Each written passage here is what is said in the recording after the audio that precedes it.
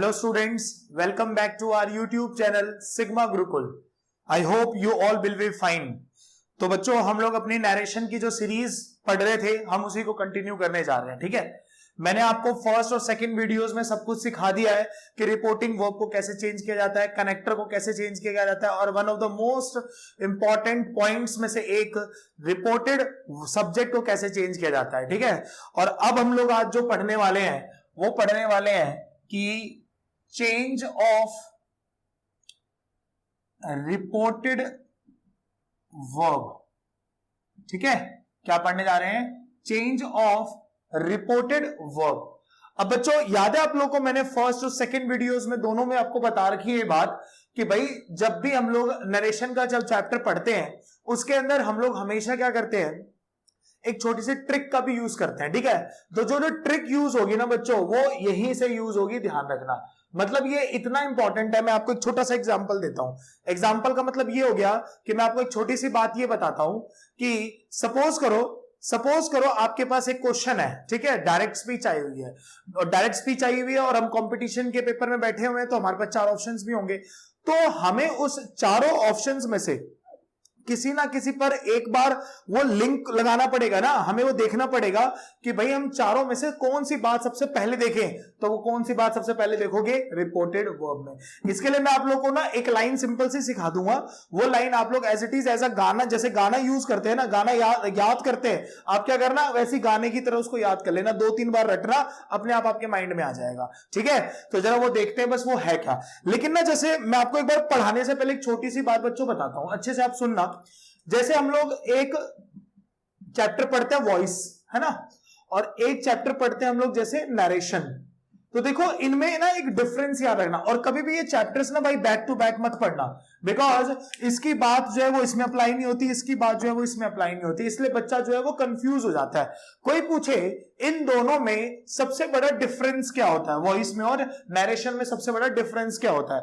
तो देखो जब वॉइस के टेंस की बात करते हैं, और दोनों में याद रखना जो वर्ब है ना वो ही सबसे ज्यादा एसेंशियल है। वर्ब के बेसिस पे हमें सब कुछ ठीक करना पड़ता है।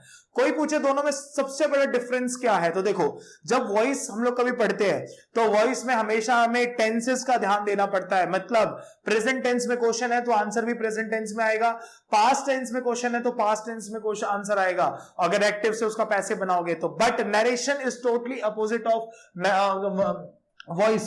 क्यों? क्योंकि इस केस में यहां पर ऐसी कोई बात यूज नहीं होती। तो मैं आपको पहले तो एक बार लिखवाता हूं, फिर मैं आपको बात एक एक करके देखना टिप्स पे कैसे याद करवाता हूं वो है क्या। जैसे सपोज करो, अच्छा ये तो पता ही होगा ना कि हमारे पास डायरेक्ट स्पीच आएगी, उसका फिर डायरेक्ट से इनडायरेक्ट करेंगे, और किस टाइप का सेंटेंस आएगा। जिस बच्चों को पता नहीं है ना उन्होंने वीडियो नहीं देखी है, याद रखना वो पहले वीडियो देखो जाके लास्ट दोनों। जैसे हमारे पास सेंटेंस में लिखा हो कि she said comma inverted comma I am a doctor. Simple sentence क्या लिखा हो कि she said I am a doctor. अब आप देखो मैंने आपको ये बात पहले बता रखी है, ये जो लाइन लिखी हुई है ये लाइन हमारे पास है रिपोर्टिंग स्पीच की, ठीक है। और ये जो लाइन लिखी है हमारे पास ये क्या है, लिखी है हमारे पास रिपोर्टेड स्पीच की, जिसमें से हम किस वर्ड को चेंज करना सीख रहे हैं, हम इस वर्ब को, क्योंकि ये हमारा सब्जेक्ट है, ये हमारा यहाँ पर एज ऑब्जेक्ट है, एज एन ऑब्जेक्ट है। तो इसीलिए हम लोग किसको चेंज करेंगे, उस वर्ड को। तो जैसे सपोज करो हमारे पास जो क्वेश्चन है, यानी कि जो हमारे पास डायरेक्ट स्पीच है वो आ जाए हमारे पास किसमें, प्रेजेंट इंडेफिनिट टेंस में। किसमें आ जाए? प्रेजेंट इंडेफिनिट टेंस में। अब आप एक बात बताओ, प्रेजेंट इंडेफिनिट टेंस का मतलब हो गया सब्जेक्ट के बगल में वर्ब की फर्स्ट फॉर्म और वर्ब की कौन सी फॉर्म, फिफ्थ फॉर्म, ठीक है। आप इसका अफर्मेटिव भी और इसका नेगेटिव में डू और डज प्लस में नॉट लगता है, ठीक है, वो मैं पढ़ाऊंगा अभी आगे। तो ये आपके पास क्वेश्चन आ जाए किसमें, कि प्रेजेंट इंडेफिनिट टेंस में, ठीक है। और सपोज करो आप लोगों को इसका डायरेक्ट से क्या बनाना है बच्चों, इनडायरेक्ट बनाना है। अगर मैं बोलूं इसका डायरेक्ट से क्या बनाना है, इनडायरेक्ट। तो देखो जब भी हमारे पास किसी भी प्रेजेंट का क्वेश्चन आ जाए डायरेक्ट में तो उसका आंसर सेम उसका पास्ट होता है।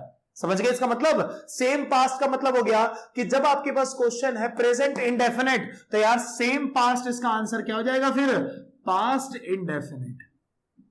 समझ में आई कुछ बात भाई?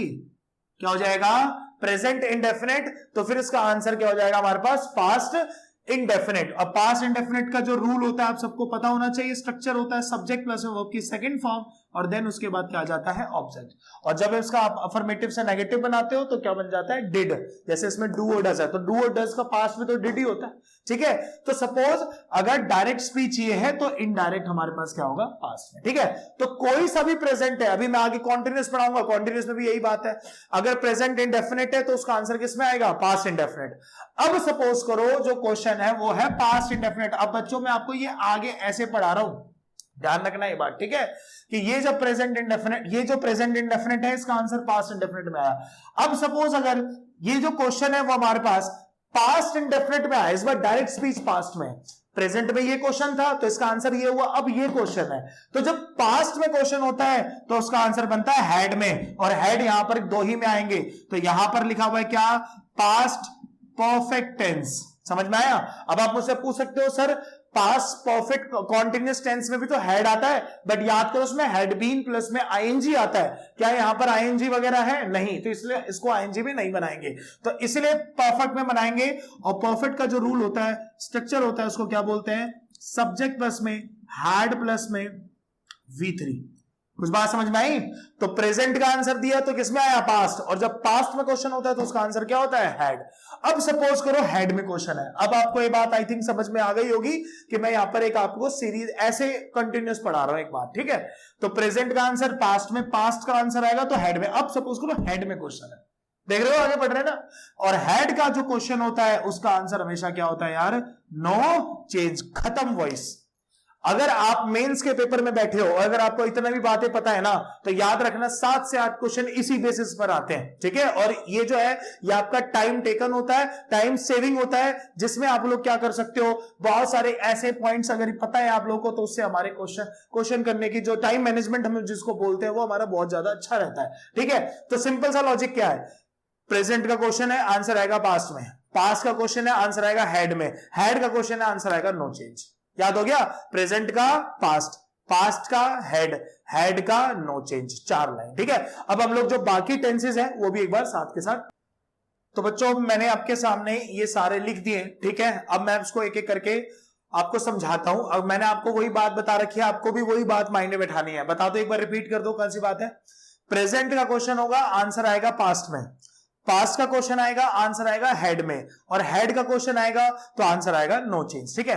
अब आप देखो, जब मैंने लिखा है प्रेजेंट इंडेफिनिट टेंस, और ये सेम बात अफर्मेटिव से नेगेटिव में भी अप्लाई होगी, ठीक है। तो क्या लिखा हुआ है हमारे पास, सब्जेक्ट प्लस में V1 oblique V5, present indefinite, answer किसमें दे दिया मैंने, सब्जेक्ट प्लस वर्ब की कौन सी फॉर्म में, सेकंड फॉर्म में, ठीक है। अब अगर सपोज सेकंड फॉर्म में क्वेश्चन है तो उसका आंसर किसमें आ जाएगा, हेड में। मैं बार बार कह रहा हूं हेड 2 होते हैं, एक आईएनजी वाले भी तो हेड होता है, हेड प्लस में बीन प्लस में V4, बट वो अलग है, वो तब देना है जब क्वेश्चन में आईएनजी है। जब आपके पास क्वेश्चन में काम कंप्लीट हो चुका है तो आंसर भी आपको काम कंप्लीट ही देना चाहिए। ये जो वर्ब की सेकंड फॉर्म होती है और ये जो वर्ब की थर्ड फॉर्म होती है, ये क्या चीज डिनोट करती है कि an action has been totally done, ठीक है। और जब हेड का क्वेश्चन होगा तो उसका आंसर क्या हो जाएगा, no change. Is it clear. अगला देखो क्या लिखा हुआ है, प्रेजेंट कॉन्टिन्यूअस टेंस। तो जब प्रेजेंट इंडेफिनिट का आंसर है पास्ट इंडेफिनिट, तो प्रेजेंट कॉन्टिन्यूअस का आंसर किसमें आ जाएगा, पास्ट कॉन्टिन्यूअस। तो जब प्रेजेंट कॉन्टिन्यूअस में वर्ब कौन सी यूज होती है, इज एम आर, और इज एम आर का पास्ट प्लूरल करोगे, सॉरी इज एम आर का पास्ट करोगे तो वाज और वर, ठीक है। और जो वाज और वर हो गया पास्ट में, तो पास्ट का आंसर देना है। अब आप देखो पास्ट में जब क्वेश्चन होता है तो आंसर क्या आता है, हेड में। अब आप देखो क्या हेड में यहां पर आईएनजी है, तो सर बिल्कुल है, तो इस बार आंसर भी किसमें देना है, आईएनजी। बट आपको शायद पता होगा कि जब ये लाइन लिखते हैं तो उसमें सेंस और फोर लगता है। अरे भाई जब तक है ना तुम्हें क्वेश्चन में सेंस और फोर नहीं मिलेगा तब तक आंसर में मत लगा देना, चौधरी मत बन जाना। यहां पर पता चले आपने यहां पर भी देख लिया आईएनजी और फिर आप लोगों ने क्या, सॉरी सेंस और फोर, आपको लगा यार सेंस और फोर से तो सेंटेंस होता नहीं है। मेरा कहने का मतलब बच्चों ये है कि अगर आप लोगों के पास डायरेक्ट स्पीच में सेंस और फोर होगा तो आपको इनडायरेक्ट में लगाना है, अपनी ओर से मत लगा लेना, ठीक है। चलो, और वही जब पास्ट में क्वेश्चन होगा तो आंसर क्या हो जाएगा, नो चेंज। अगला देखो क्या लिखा हुआ है, प्रेजेंट परफेक्ट टेंस है ना, तो जब प्रेजेंट इंडेफिनिट था तो पास्ट इंडेफिनिट, प्रेजेंट कॉन्टिन्यूअस था तो पास्ट कॉन्टिन्यूअस, तो जब प्रेजेंट परफेक्ट है तो आंसर किस में हो जाएगा, पास्ट परफेक्ट। तो प्रेजेंट परफेक्ट में क्या यूज होता है, हैज और हैव, और आप देखो पास्ट परफेक्ट में क्या यूज होता है, फिर उसका पास्ट क्या होता है, हैज हैव का हैड, और हैड का क्वेश्चन होता है तो उसका आंसर फिर से आपको पता है क्या होता है, नो चेंज। क्लियर है। अगला क्या लिखा हुआ है, प्रेजेंट परफेक्ट कॉन्टिन्यूअस टेंस, तो भाई देखो present indefinite tense, past indefinite tense, present continuous tense, past continuous tense, present perfect tense, past perfect tense, present perfect continuous tense, तो आंसर क्या हो जाएगा, पास्ट परफेक्ट कॉन्टिन्यूअस टेंस। तो यहां पर क्या लिखा हुआ है, हैज हैव प्लस में बीन प्लस में V4, अब आप इसका आंसर दोगे तो किसमें दे दोगे, हैड में। अब आप देखो यहां पर आपको डायरेक्ट स्पीच में सिंस और फॉर मिलेगा, तो हम इसका आंसर इनडायरेक्ट में भी क्या लगाएंगे, सिंस और फॉर। आया समझ में, क्या था एक बार दोबारा बता रहा हूं, सुन लेना, प्रेजेंट का पास्ट, पास्ट का हैड, हैड का नो चेंज, ये आप लोगों को इतना आना चाहिए। अब हम क्या करते हैं, इसी से रिलेटेड कुछ तो बच्चों हमारे पास ये 5 सेंटेंसेस हैं, जरा हम इसको देख लेते हैं। ये बहुत इजी है, मैंने जानबूझ के आपके सामने इजी सेंटेंसेस दिए हैं ताकि आप लोगों को पहले आपका थोड़ा सा अच्छा बेस बन जाए, फिर मैं आपको इसके अंदर थोड़े कुछ मुश्किल क्वेश्चंस दूंगा, तो ध्यान से सुनना ये है क्या। जैसे हमारे पास सपोज करो फर्स्ट सेंटेंस क्या लिखा, पढ़ो कि Ram said I am very busy, ठीक है। अब आप देखो यहां पर आपके पास कौन सा वर्ड लिखा हुआ है, एम, एम कौन से टेंस में आता है, प्रेजेंट कॉन्टिन्यूअस में आता है ना, तो मैंने सिंपल सीखा हुआ है कि प्रेजेंट का जो क्वेश्चन होता है उसका आंसर हमेशा किसमें दे दिया जाता है, पास्ट में। तो पास्ट में एम का आंसर, इसे मार्क आंसर क्या होता है, वाज और वर। आपको चारों ऑप्शन में ये चेक करना है वाज और वर कहां है, जिस जिस ऑप्शन में वाज और वर नहीं है उसको आप एलिमिनेशन मेथड से हटा दो, ठीक है। बाकी आपको पूरा सेंटेंस बनाना है। तो देखो अगर मैं इसका डायरेक्ट से क्या बनाऊंगा, इनडायरेक्ट, ये बच्चों डायरेक्ट है, हम यहां पे सामने इनडायरेक्ट बनाएंगे। लिखा हुआ Ram said I am very busy, तो आप लोग सबसे पहले क्या लिखोगे, राम का क्या लिखोगे, राम, दूसरा उसके बाद सेड लिखा है तो वापस क्या लिखोगे, सेड, कनेक्टर कौन सा यूज करोगे, दैट, एज यूजुअल जैसे मैंने बताया था। अब क्या लिखा हुआ है, ये आई।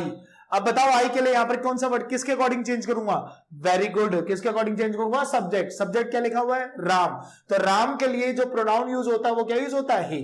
तो क्या लिखा हुआ है, राम सेड दैट ही, और ही के साथ क्या आ जाएगा, वॉज, फिर क्या आ जाएगा, वेरी, देन उसके बाद क्या यूज हो जाएगा, बिल्कुल आसान है ना, प्रैक्टिस से आएगा, प्रैक्टिस से आएगा, ठीक है, ध्यान रखना है, धीरे धीरे प्रैक्टिस से आएगा। नेक्स्ट पढ़ो क्या लिखा है, everyone said to me he has been teaching since 2004, देखो क्या लिखा हुआ है, हैज बीन, तो हैज बीन का जो आंसर आएगा वो किसमें आएगा, हैड बीन। चारों ऑप्शन में चेक कर लो कि हैड बीन कहां पर लिखा हुआ है। तो हम इसको बनाएंगे, तो बताओ कैसे बनाएंगे। सबसे पहले क्या लिखेंगे, एवरीवन सेड टू है, सेड टू के प्लेस पर क्या आएगा, टोल्ड, फिर क्या आ जाएगा, मी, कनेक्टर क्या आ जाएगा, दैट।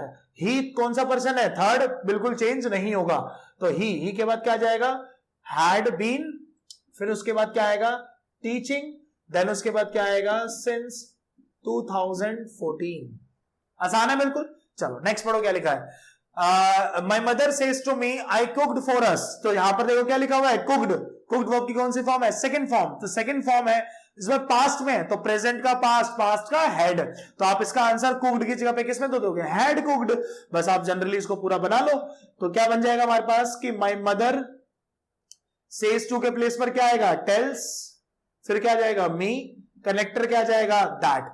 अब आई है, आई फिर से कौन सा पर्सन है, फर्स्ट पर्सन, फर्स्ट पर्सन यहां पे क्या लिखा हुआ है, सब्जेक्ट के अकॉर्डिंग क्या लिखा हुआ है, माय मदर, माय मदर के लिए प्रोनाउन कौन सा आ जाएगा, शी, ठीक है, शी, और कुक्ड की जगह पे क्या आएगा, हैड कुक्ड। अब भाई ये चीज ध्यान रखना, फोर, अब पता चले अस का अस लिख दिया, ये चीज आप लोगों को क्या ध्यान रखनी है, हमारे पास सब्जेक्ट लिखा होता है, हमारे पास ऑब्जेक्ट लिखा होता है, हमारे पास पोजेशन लिखा होता है, और हमारे पास रिफ्लेक्सिव प्रोनाउन लिखा होता है, ठीक है। इनको भी आपको चेंज करना आना चाहिए। जनरल बात जैसे सिखाता हूं, जैसे सपोज सब्जेक्ट है आई, तो आई का ऑब्जेक्ट हम सबको पता है क्या होता है, मी।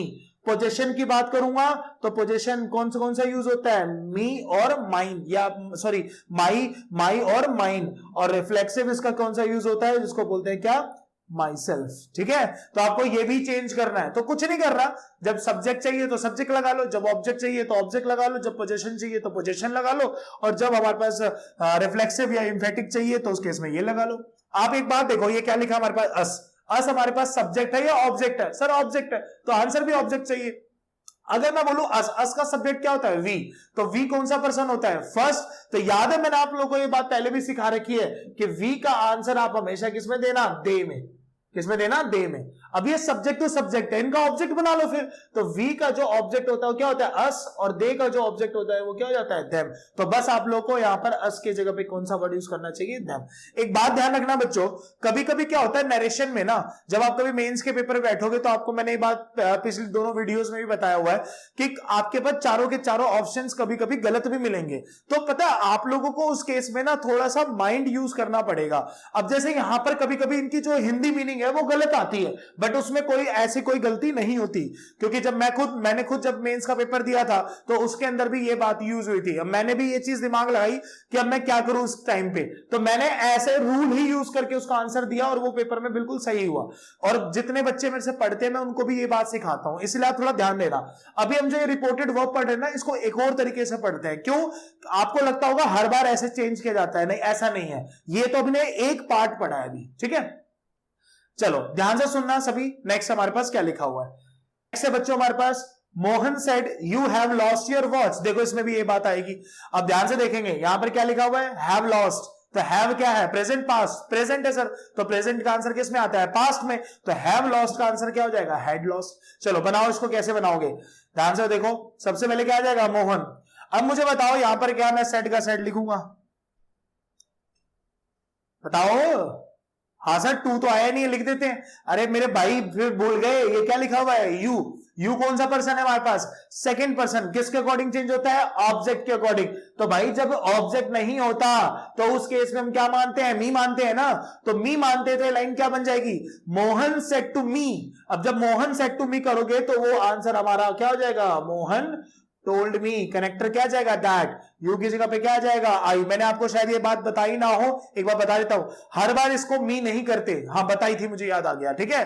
वो मैं आपको पार्ट 2 में बताऊंगा। कभी कभी यहाँ पे दे भी यूज होता है, वो अकॉर्डिंग टू सेंस लगाते हैं, ठीक है। तो क्या लिखा है, मोहन टोल्ड मी दैट, फिर क्या हो जाएगा, आई। आई के बाद क्या आएगा, हैड। उसके बाद क्या होगा, लॉस्ट। अब आप देखो यू था तो योर था, दिमाग खुद भी लगा लेना कभी भी। तो जब आई है तो क्या हो जाएगा, माई। सिंपल लॉजिक है। ही होता तो क्या जाता है, हिज। शी होता तो क्या जाता, हर। तो इसलिए यहां पर जब आई है तो आई के लिए क्या जाएगा, माई। फिर उसके बाद क्या हो जाएगा, माई। ठीक है। चलो नेक्स्ट लिखा है Sita won they had played very well. अब आप देखो यहां पर क्या लिखा हुआ है, हैड। तो हैड को चेंज करते हैं क्या, नहीं। तो बस इसको, ये तो और आसान हो गया। आपको सिर्फ क्या लिखना है, सीता वॉन, फिर कनेक्टर क्या आ जाएगा, दैट, फिर क्या आ जाएगा, दे। दे के बाद क्या आएगा, हैड, देन प्लेड, उसके बाद क्या आ जाएगा, वेरी वेल। आई होप अब आपको ये थोड़ा बहुत आ गया होगा, ठीक है। फिर से बता रहा हूं, प्रेजेंट का बोलो, प्रेजेंट का पास्ट, पास्ट का हेड, हेड का नो चेंज, ठीक है। अब ये बच्चों हमारे पास एक पॉइंट था, आपको लगता होगा इसी में सब कुछ आएगा, ऐसा कुछ नहीं है, ठीक है। तो इसीलिए मैं अब आपको क्या करता हूं, कुछ क्वेश्चंस अलग से कराता हूं इसी में, रिपोर्टेड वर्ब में। आप एक बार अच्छे से वो देख लो वो है क्या। चलो बच्चों इसमें हम लोग एक छोटा सा पॉइंट और देख लेते हैं, ठीक है। देखो ध्यान से, एक हमारे पास यहां पर जिसको मैं बताऊं तो इसको बोलते हैं चेंज ऑफ मोडाल्स, ठीक है। और दूसरा अगर मैं बात करूं चेंज ऑफ सम वर्ड्स, ठीक है बच्चों। तो हम क्या करते हैं, जरा एक बार ये कुछ अलग से देख लेते हैं ये दोनों है क्या, फिर हम इसके भी सेंटेंस देखेंगे, फिर दोबारा मैं आपको ये पढ़ाऊंगा। क्योंकि ना उसके अंदर क्या होगा बच्चों, कभी कभी इसके क्वेश्चंस आ जाएंगे तो आप कंफ्यूज हो जाओगे, सर इसको कैसे चेंज करें। अरे सिंपल सा मतलब है, जैसे रिपोर्टिंग वर्ब को चेंज करा, जैसे कनेक्टर को चेंज करा, जैसे वर्ब को, रिपोर्टेड वर्ब को चेंज करा, वैसे कभी कभी कुछ मोडाल्स को भी चेंज करना पड़ता है, साथ के साथ सम वर्ड्स, कुछ वर्ड होते हैं उसको भी चेंज करना पड़ता है। तो जरा देखते हैं। तो बच्चों ये हमारे पास चेंज ऑफ सम वर्ड्स और ये हमारे पास चेंज ऑफ मोडाल्स, ठीक है। मैं एक बार जल्दी से आपको समझा देता हूं, फिर हम क्या करेंगे, इसके क्वेश्चन सॉल्व करेंगे, ठीक है। ध्यान से देखना, सिंपल है हमारे पास। सपोज करो दिस वर्ड आप लोगों को कभी भी डायरेक्ट स्पीच में मिल जाए तो इनडायरेक्ट में उसका आंसर किसमें बनाते हैं ना, दैट में। इजी है बिल्कुल। ऐसे ही दीज मिल जाए तो दोज, हेयर मिल जाए तो देयर, टुडे मिल जाए तो दैट डे, टुनाइट मिल जाए तो दैट नाइट, नाउन मिल जाए तो देन, एगो मिल जाए तो बिफोर, हेंस मिल जाए तो थेंस, यस्टरडे मिल जाए तो the day before, sorry the last day या फिर प्रीवियस डे, दोनों एक ही वर्ड है भाई। और दूसरा द डे बिफोर भी आप इसको लिख सकते हो। नेक्स्ट टुमारो, टुमारो को फॉलोइंग डे भी लिख सकते हो, द नेक्स्ट डे भी लिख सकते हो। और सो को किसमें भी लिख सकते हैं, दस। एक मैं आपको एग्जांपल दूंगा, ध्यान रखना, ठीक है। ये बच्चों सो, ये वाला सो नहीं है, ये एडवर्ब ऑफ सेंटेंस की तरह काम करता है, इसमें कॉमा लगेगा। जैसे आपने देखा होगा सो लगा के सेंटेंस, सो लगा के सेंटेंस में एडवर्ब ऑफ डिग्री भी होता है, ये एडवर्ब ऑफ डिग्री नहीं होगा यहाँ पर, ठीक है, कॉमा आएगा। आपको अभी सेंटेंस में भी दिखा देंगे।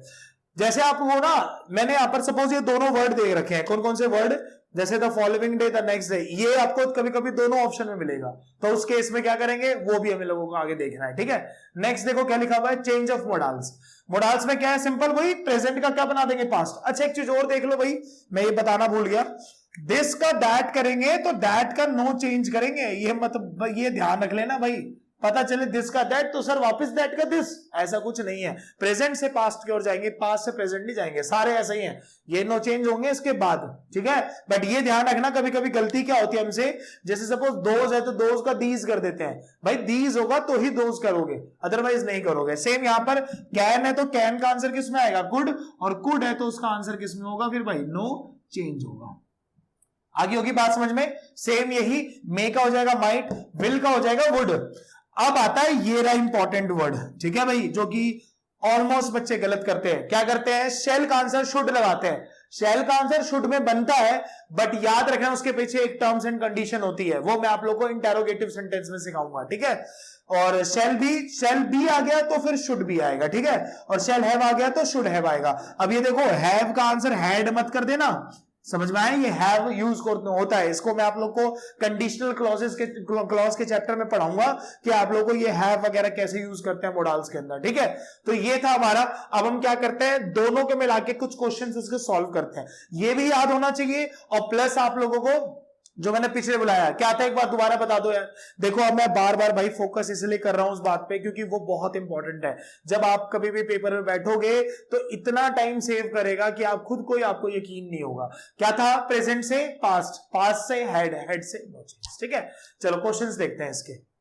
तो बच्चों ये हमारे पास देखो कुछ सेंटेंसेस हैं, जरा हम इसको एक बार सॉल्व करते हैं। और मैं सोच रहा था कि इसमें ना कुछ पॉइंट्स मैं आपको आगे पढ़ाऊं, बट मैंने इसमें एक छोटा सा ये दिमाग लगाया कि क्यों ना मैं आपको दो सेंटेंस एक साथ लिखूंगा, तो मे बी आपको ये बात समझ में आ जाए, ठीक है।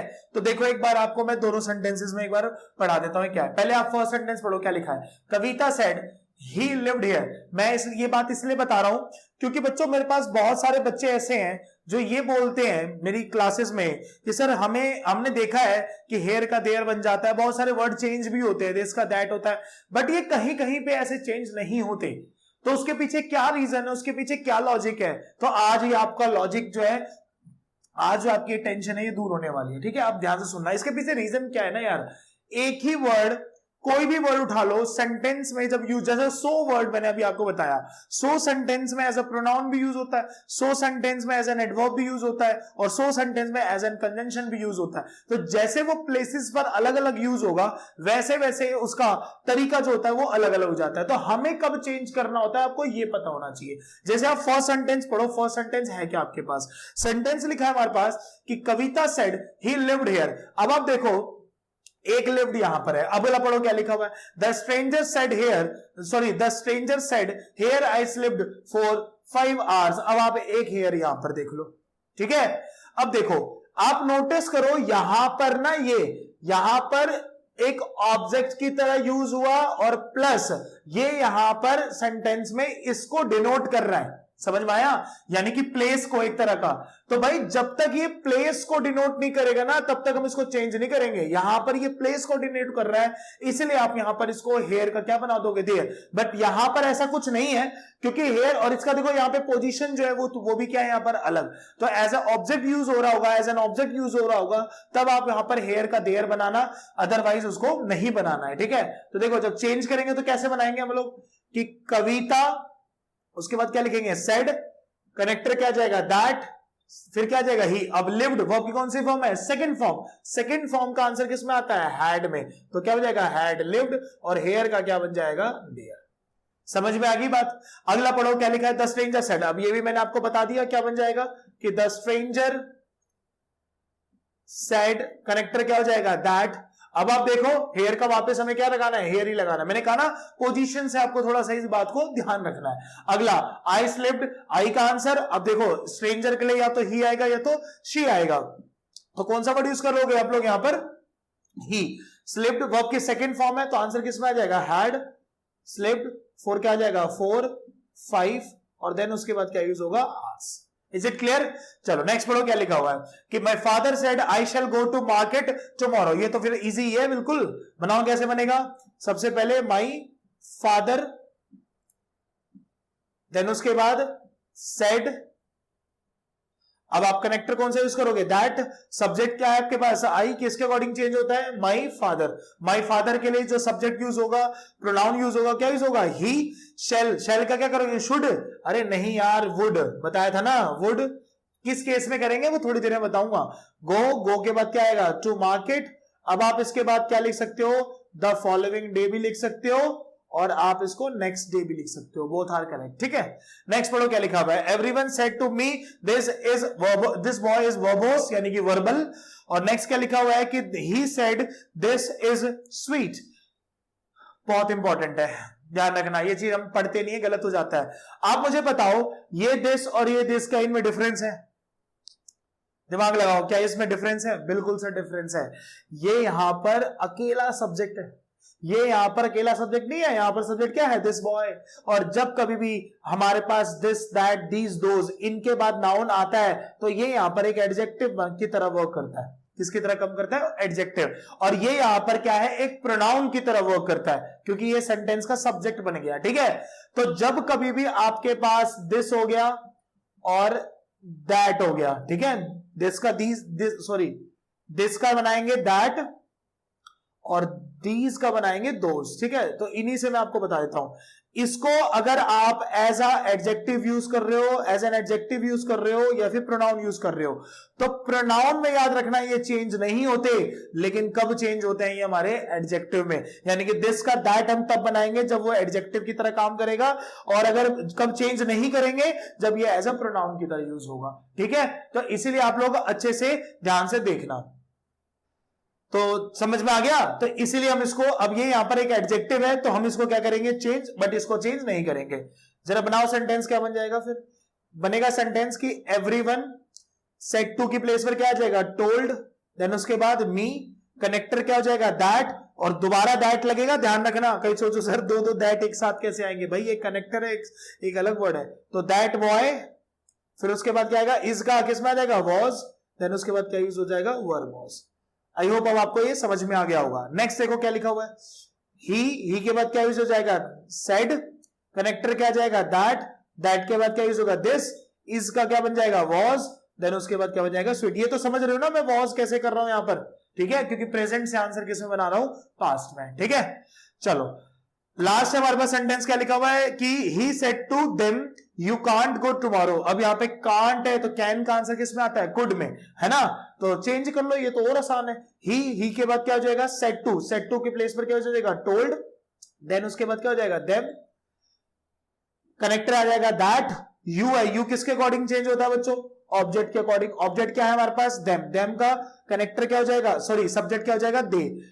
फिर दे के बाद क्या लिखेंगे, कुडंट। ठीक है, कुडंट के बाद क्या आ जाएगा, गो। टुमारो को फिर से क्या लिख देंगे, द नेक्स्ट डे या फिर द फॉलोइंग डे। अभी ये दोनों सही है, इसमें कोई गलती नहीं है। आई होप अब आपको ये समझ में आ गया होगा। ठीक है, तो हमने अभी दूसरी बात, अभी हमने ये पूरा कंप्लीट नहीं करा। अब आप सोचोगे सर अब इसमें भी क्या बच गया, भाई अब तो मेन बात है, अब जो सीरीज आएगी याद रखना, यानी कि अब मेरा जो 4th लेक्चर होगा, यानी कि मंडे के दिन आपको वो लेक्चर प्रोवाइड होगा, क्योंकि अभी आपका ये आज फ्राइडे के दिन आपको ये प्रोवाइड हो रहा होगा। ठीक है, तो जो मंडे की क्लास होगी, डोंट मिस दैट, याद रखना, आपको मिस नहीं करनी है, क्योंकि उसके अंदर मैं आपको ऐसे ऐसे पॉइंट सिखाऊंगा नरेशन के, जिसको विदाउट ऑप्शन सॉल्व कैसे करना है। याद रखना, विद ऑप्शन तो बाद में सीखेंगे सारा पढ़ने के बाद, लेकिन विदाउट ऑप्शन कैसे सीखना है यह आपको पता होना चाहिए। ठीक है, तो इसलिए आप लोग वीडियोस को देखते रहो और बैक टू बैक देखो। जिस बच्चे को नरेशन सीखना है, चाहे वो एकेडमिक्स का स्टूडेंट है, चाहे वो हमारा कॉम्पिटिशन का स्टूडेंट, कॉम्पिटिशन के लिए तो है ये बहुत ज्यादा इंपॉर्टेंट, इसीलिए आप इसको बैक टू बैक करके देखो ताकि आपको ये बात समझ में आएंगे। तो नेक्स्ट क्लास में हम क्या पढ़ेंगे कि रिपोर्टेड वर्ब का अब सेकंड पॉइंट क्या होता है, किस चीज में हम उसको चेंज करते हैं। जाते जाते फिर से एक बात बता रहा हूं, प्रेजेंट से पास्ट, पास्ट से हैड, हैड से नो चेंज। चलो, थैंक यू वेरी मच। जय हिंद, जय भारत।